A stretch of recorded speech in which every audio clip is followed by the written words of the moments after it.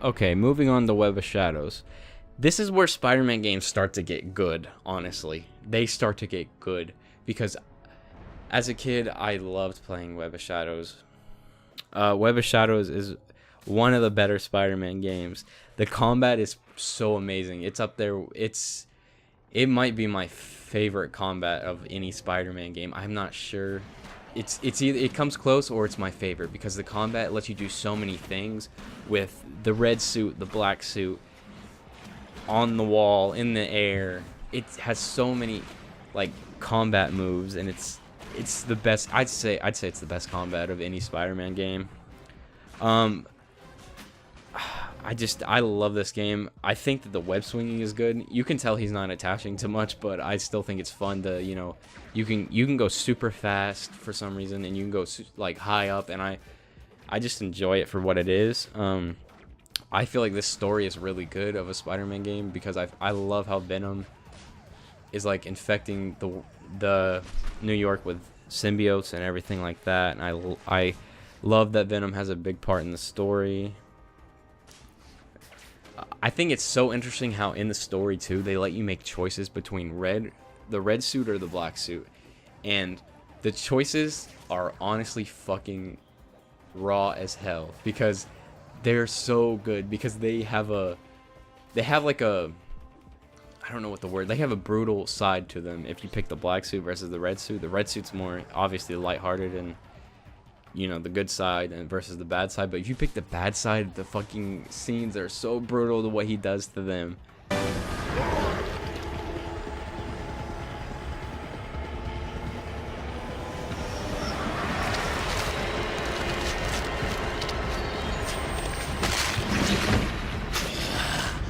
I'll kill you for this. Wolverine is safe. Get back here and pick him up. Like what he does to everybody, it's so cool.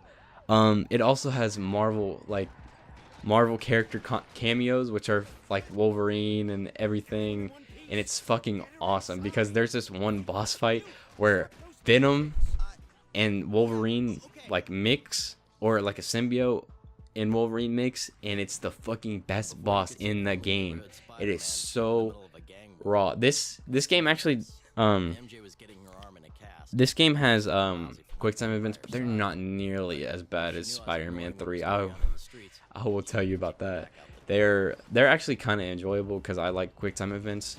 But yeah, I do like how it lets you change on the red or black suit on the fly. So literally it feels like the black suit is kind of stronger too, and I like that.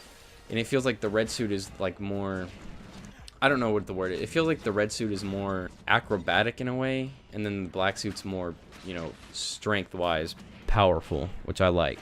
But the bad things about this game are the city is kind of lifeless. It really has nothing to do. There are no side missions in this game at all, unless it's like stop 10 enemies and, petty crime stuff, kind of like that. And it has no side missions at all. So it's basically you play through the main missions and that's it.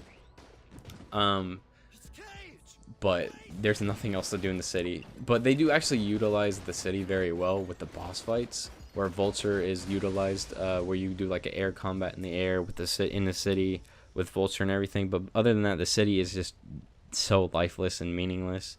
Also, some missions in the story feel very tedious and overwhelming, and like you don't want to do them, where they make you guard shields, no pun intended, 100 times, and it's annoying as fuck, and it just makes me mad. But other than that, this game is actually pretty good. I would recommend this to you guys if you want to play it, because it has some cool ass boss fights and cool moments and shit like that. It's definitely one of my more favorite Spider-Man games. But moving on.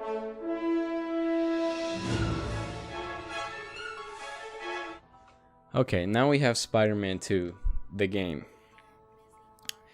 I will admit, this game probably has a big nostalgia factor with me. I really did like this game. I really played it a lot. I think I played it I either played this or Spider-Man 3 the most out of the movie games. But I remember having so much fun with this one. The web swinging is great, obviously. That's what everyone says. The boss fights, they integrate the rogue gallery of boss fights. This game has better animations than Spider-Man 3. I don't know how, but this game came before, but it has better animations than that movie game, because the ones in Spider-Man 3 are just laughable. This ones are actually decent, but there's not much in the city to do, but there's still little side missions here and there that are pretty cool. Of course, there's that kid one where you gotta get the balloon, which is fucking annoying, and the pizza one. But other than that, the city is, I don't know why, but the city feels more like alive than it does in the other ones, because I don't know what it is. I guess there's more people in it or something. It just doesn't feel as lifeless as the other ones. And also Bruce Campbell has a way more present. He is like way more to do in this game than he does in Spider-Man 3 or 1, I think, which is awesome because Bruce Campbell is amazing at what he does. So I love having him in these games. The game score, I think, is pretty fucking good. I think the game score is probably the best of the Spider-Man movie games. Yeah, definitely. And it has cool combos and web swinging and everything like that. The voice actors are still kind of lazy, but it's okay. The city doesn't have really too much to do other than those little side missions. But other than that, it's a pretty good game. You guys should check it out. This is definitely the best Spider-Man movie game. Let's move on.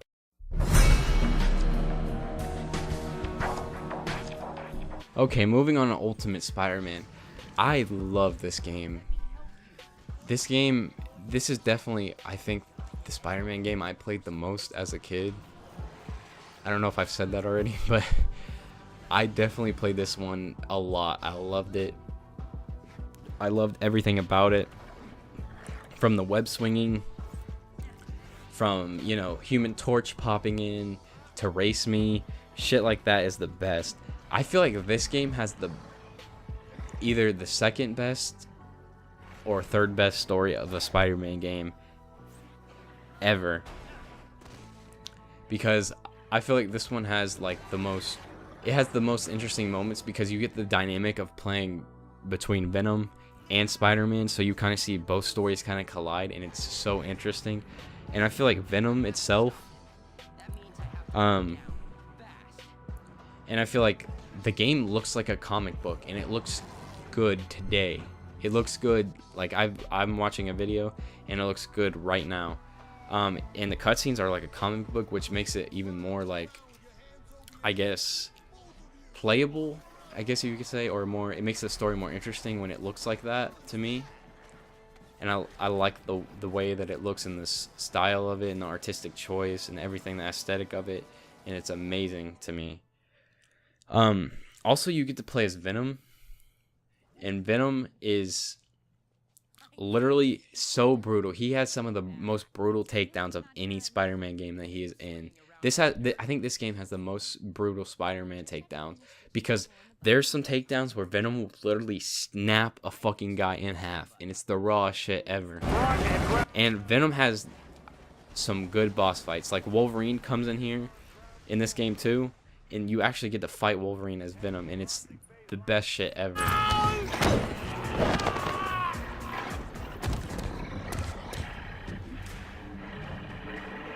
Nice mess.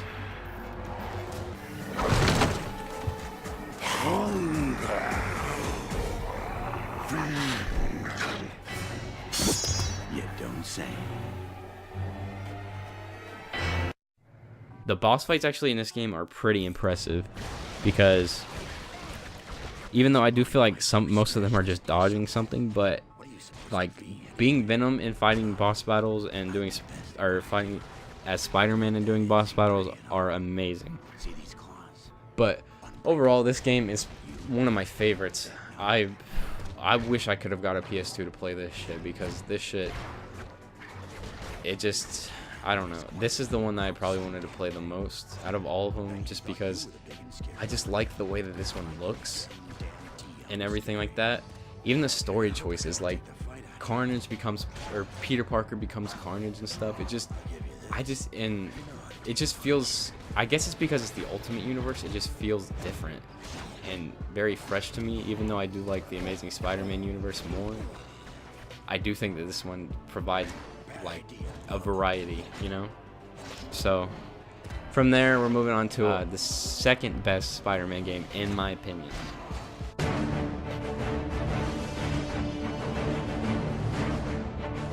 So we're moving on to Spider-Man Shattered Dimension. I know this is probably not everyone's... I know a lot of people like this game, but I feel like this game is underrated still. Because Beanox should be fucking proud of this game. This should be the height of their career. This should be at the very top, and Amazing Spider-Man 2 should be at the very bottom, because this is fucking amazing. This is the best. This is one of the best like experience I've had playing Spider-Man. Any Spider-Man game, it just is amazing. This game is amazing. This has the best voice actors of the Spider-Man games, period.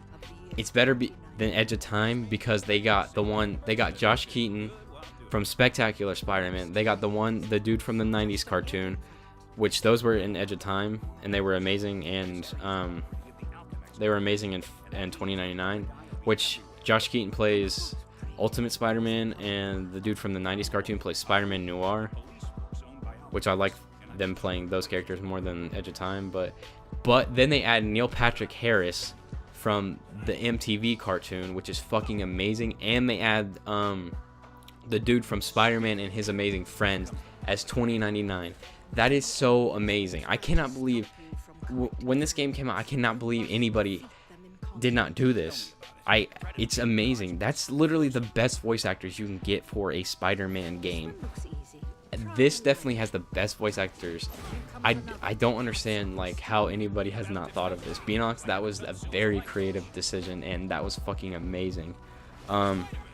This game has pretty good boss fights. I like them. I think these boss fights are really good. I honestly think these boss fights are better than Spider-Man PS4. Spider-Man PS4 has boss fights, but they're very, I don't know how to explain it. I guess they're not as creative as these, but yeah, that's just my opinion.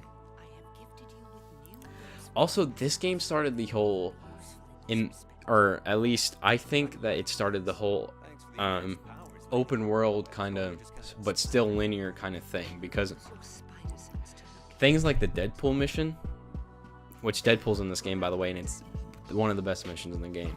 Deadpool's in this game, and that mission is so like open, but like at the same time it's so linear. I don't know how to explain it, but like Uncharted, for example, it's not as open as Uncharted, but it still is pretty surprising. I feel like this game came out after Web of Shadows, and I feel like what they did, Beanox understood that Web of Shadows was open world, and it would be kind of hard to get people used to like the linear Spider-Man stuff.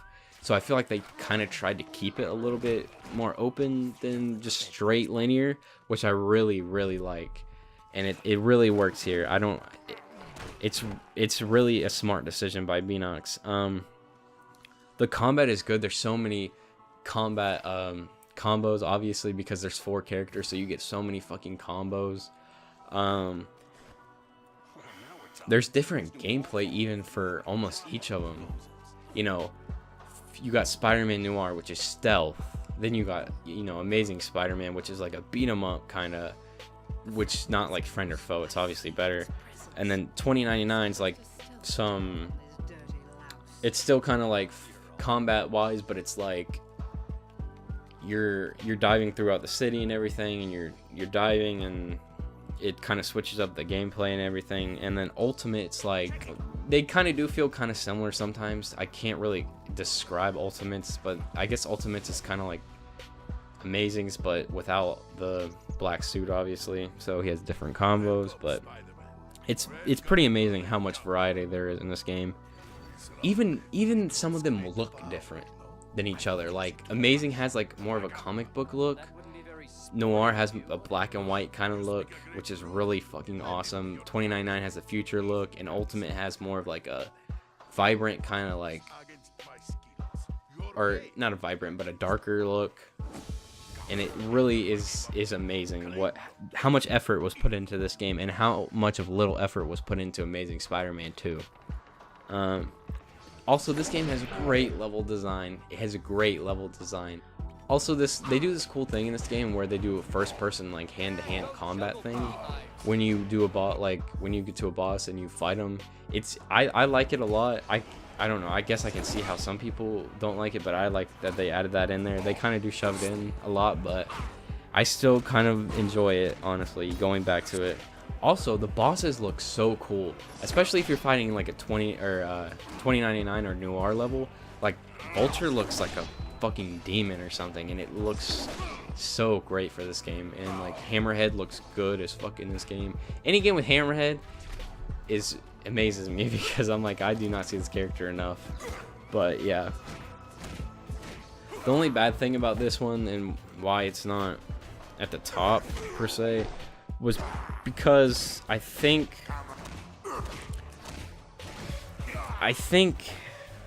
the 2099, I think that the 2099 levels are not interesting sometimes. They look very generic sometimes to me, and I don't like the way the 2099 levels look. I feel like he has the most generic levels out of all of them, and sometimes the game can feel kind of repetitive, because like I said, the games kind of feel the same, like the levels kind of feel the same sometimes. But other than that, it's very unique. I definitely recommend this one. If you pick up any game on the PS3 that's Spider-Man, this is the one that I recommend, because this is very amazing. It's honestly one of the funnest Spider-Man games I've played.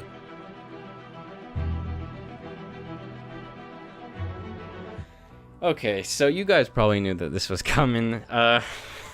Spider-Man PS4 just came out, and I literally did everything in it. So I would say, yeah, it's the best game. It's the game we've been waiting for. It's the Spider-Man experience we've been waiting for, that we've literally like never gotten. Where the combat, I feel like, actually, let me talk about the open world. The open world is so amazing compared to any other Spider-Man games. Every open world in the other game is nothing compared to this. Ultimate Spider-Man, I love Ultimate Spider-Man, but the open world is where it falls flat, because there's not much to do like every other Spider-Man game, and I don't understand why they keep using open world as like just like a, I don't know, just like a backdrop basically for the story. But this one, there's so much stuff to do. There's so much to do. There's missions, there's petty crimes, there's, you know, gang hideouts, there's challenges, there's everything, to where it does not make the open world feel lifeless. But that's part of my charm. The combat, I don't understand what it is. You would expect it to be like Arkham combat, but I feel like they tried something different with the combat. But at the same time, the combat is very simplistic, and I don't understand why there's really no combos in the game, and that's kind of the downside of the game. But for some reason, I love the combat. Even if it is that simplistic, I still had fun with it throughout the whole entire game. I never got tired of how simple it was or anything like that. The only thing I wish was there were more combos, and that's the only thing I feel like they're missing from that game. But I don't really know how to explain the combat, other than I just love it, even though it is very simple.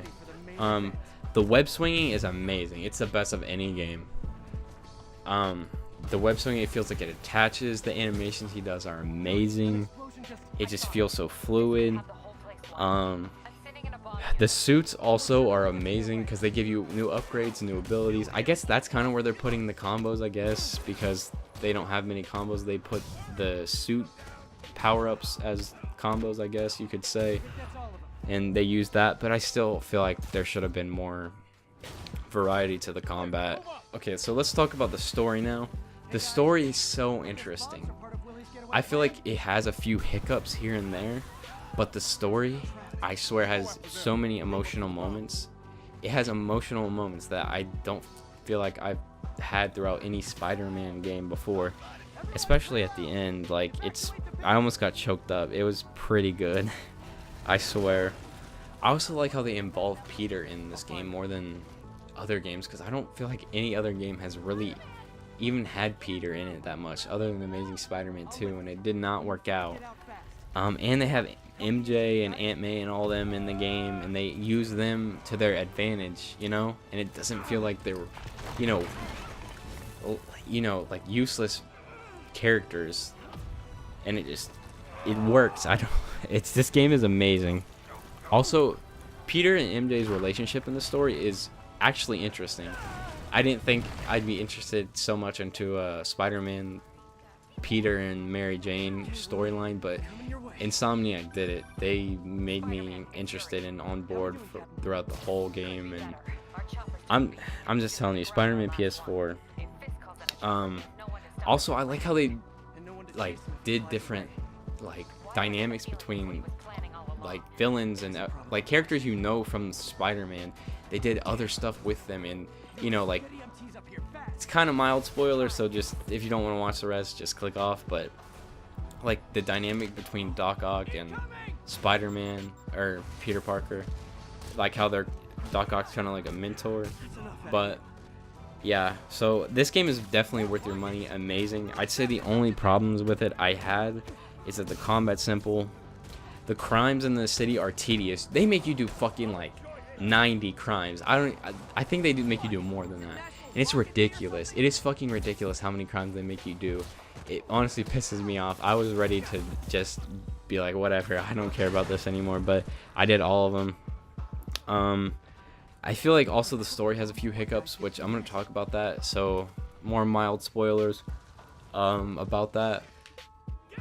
I feel like I don't understand why Doc Ock sometimes, like why Peter and Doc Ock need to like for instance, Doc Ock literally is kind of helpless without Peter. Peter literally comes in after Doc Ock's done with everything and fixes everything. They talk Doc Ock up into being this amazing technical genius, but then Peter comes in and fucking fixes a mistake, and Doc Ock looks like a fucking idiot. And I'm like, okay. And there's this other thing in the story, but I don't want to get too much into it. Actually, I'll be very vague about it. So they're searching for this thing to contain this certain disease thing that they're trying to get rid of, I guess. And the thing to contain this disease is found in a subway, which is open to the public. And it's like, why is this open to the public if you know, you're not trying to get supervillains to fucking have this? Because it would be really bad if someone walked into there and just got it like they do in the story. So yeah. So other than that, I feel like Spider-Man PS4 is definitely worth your money. $60. It's definitely worth it. It's what we've been waiting for. Did it live up to the hype? Yes, I believe so. I think it did. I can't wait to see what Insomniac does next. Other than that, that's the Spider-Man games ranked. That's how I feel about each and every one of them, or most of them. I can't do all the beat 'em up games that are the old-fashioned beat 'em up games that were like on the NES and shit. But yeah, other than that, you guys like and subscribe. My next rating video will be Tomb Raider. I believe I'll rate the new Tomb Raider games, not all the old ones, because the old ones are kind of bad. So yeah. So if you guys like this video, like and subscribe, and then I'll see you guys in the next one.